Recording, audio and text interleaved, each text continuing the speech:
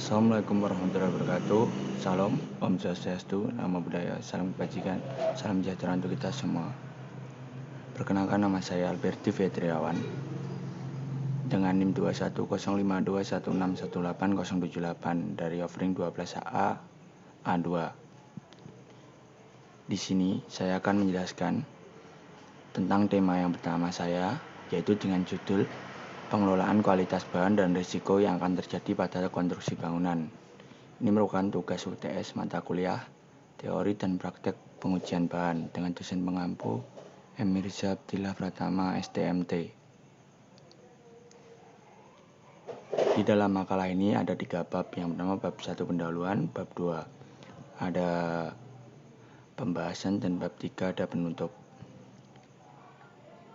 Yang pertama kita mulai, yaitu bab 1 pendahuluan.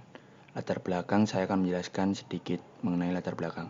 Latar belakang ini yaitu pertumbuhan infrastruktur menjadi wacana yang penting di era masyarakat modern sekarang ini. Pembangunan berbagai fasilitas mulai infrastruktur di berbagai sektor perkantoran, bangunan rumah, sekolah, dan telekomunikasi, peribadatan, serta layanan air, jaringan bersih itu memerlukan semuanya. Pelaku konstruksi atau kontraktor mulai dari sekarang semakin menyadari bahwa akan pentingnya untuk selalu memperhatikan permasalahan yang terjadi dan dampak risiko pada proyek yang dia pegang. Isi dari latar belakang saya itu mengenai pembahasan dari judul yang saya bahas tadi. Untuk yang kedua, saya di dalam bab 1 ada rumusan masalah, yaitu rumusan masalah yang pertama ada bagaimana kualitas bahan yang akan digunakan agar proyek pembangunan dapat berjalan dengan baik. Dan yang kedua, jika pada proyek menggunakan kualitas bahan yang tidak sesuai, risiko apa yang terjadi dan hal yang terjadi pada penyedia serta pengguna jasa konstruksi tersebut.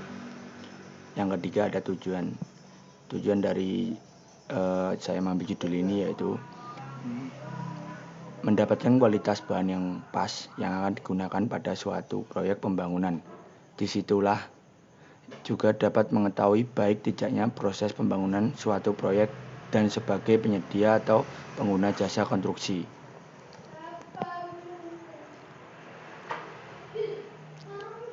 Untuk yang kedua yaitu pembahasan. Di sini pembahasan diambil dari rumusan masalah yang kita tulis di bab pertama tadi. Yang pertama kan ada pertanyaan, yaitu penggunaan kualitas bahan agar proyek bangunan berjalan dengan baik. Kita dapat membahas dari pertanyaan tadi, yaitu dengan hasil yang ini, yaitu saya sebutkan mungkin sekilas. Keberhasilan dalam pembangunan suatu proyek bangunan dapat dilihat dari kualitas bahan yang akan digunakan.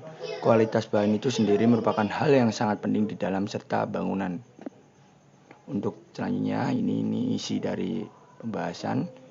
Dan yang kedua ada titik 2 yaitu soal rumusan masalah yang kedua.